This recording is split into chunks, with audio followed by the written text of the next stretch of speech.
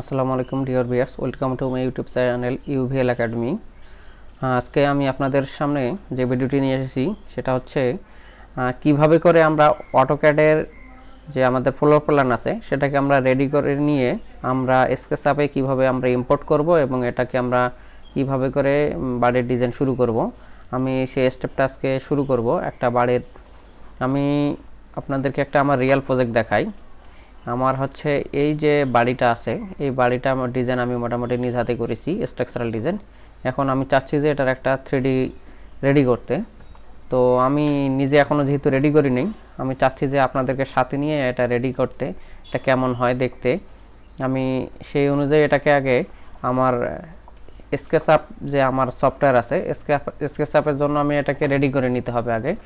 তো রেডি করার জন্য আমি যে কাজটা করব, আমি আগে অটোক্যাডটাকে রেডি করে নিই। আমি অটোক্যাডটা যদি আমি এখান থেকে আপাতত ক্লোজ করতেছি, আমি এটাকে কপি করে নেব। আমার যে ফোল্ডারে আছে সেই ফোল্ডার থেকে আমি করব কি, আমি এটার একটা কপি করে নিই। কপি করে নিয়ে আমি এটা লিখে দেই 3D, তাহলে আমার চিনতে সুবিধা হবে। এটা 3Dর জন্য যেহেতু করতেছি। এখন আমি এই ফাইলে ঢুকবো।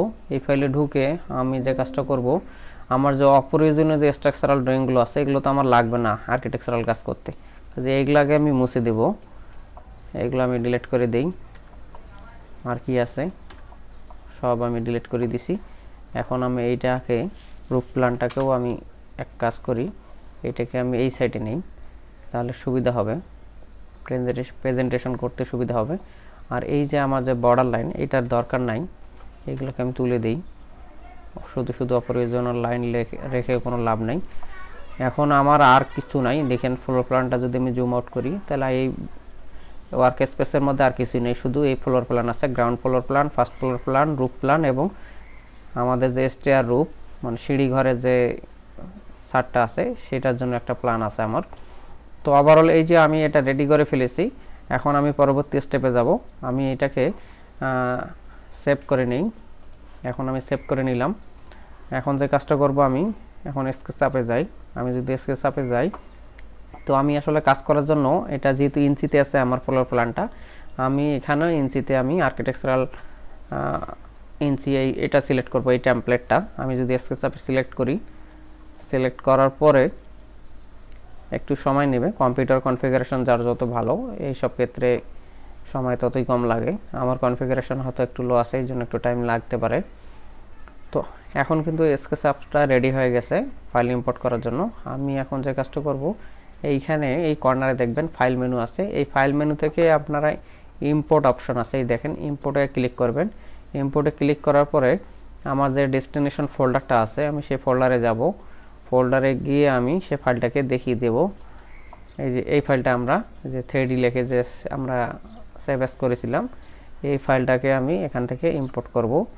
তাহলে দেখেন এটা ইম্পোর্ট হয়ে গেছে। ইম্পোর্ট করার পরে আপনারা দেখেন এই যে রেড এক্সিস বরাবর 4টা ফ্লোর প্ল্যান এখানে ইম্পোর্ট হয়ে গেছে।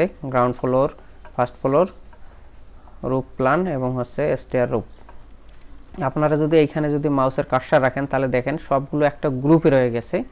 তো আমি যে কাজটা করব, এইটাকে আমি গ্রুপটাকে আগে ভেঙে নেব, এক্সপ্লোড করে দেব। এক্সপ্লোড করে দেওয়ার পরে দেখেন আলাদা হয়ে গেল। এখন এগুলো কি কিন্তু ক্ষুদ্র ক্ষুদ্র লাইন হয়ে গেছে। দেখেন আমি যদি একটা একটা করে লাইন ধরি সিলেক্ট হবে, বাট আমি এই কাজটা করব না।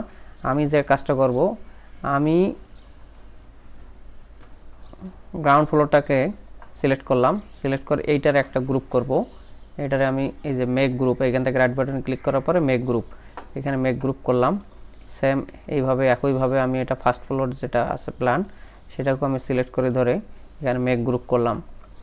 তারপরে আমার রুফ প্ল্যানটা আছে, রুফ প্ল্যানটাও আমি এখান থেকে রাইট বাটনে ক্লিক করে মেক গ্রুপ, আবার সেম স্টেয়ার রুফ যেটা এটা সিলেক্ট করে ধরে রাইট বাটনে ক্লিক করে মেক গ্রুপ। আমি মেইনলি আসলে টোটাল গ্রুপটাকে ভেঙে দিয়ে আমি আলাদা আলাদা গ্রুপ করলাম কাজের সুবিধার জন্য। আমি কেন করেছি এটা হয়তো বা আপনারা পরে বুঝতে পারবেন, এখন বুঝতে পারবেন না। এখন আমার যে ফ্লোর প্ল্যানটা আছে এইটা এখন 3D কাজ করার জন্য এখন উপযুক্ত হয়ে গেছে। এখন আমি এখান থেকে আমার 3D এলিভেশনের কাজ শুরু করব। তো আজকের ভিডিওটা এই পর্যন্তই, ফার্স্ট পার্ট ভিডিও। আমি সেকেন্ড পার্টে নিয়ে আসবো কীভাবে করে এখান থেকে ওয়াল উঠায় ফ্লোর প্ল্যান তৈরি করতে হয় আমরা পরবর্তী ভিডিওতে দেখব ইনশাল্লাহ।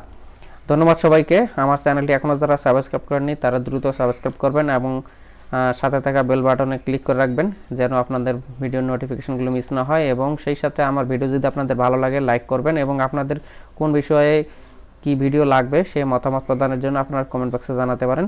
ধন্যবাদ সবাইকে।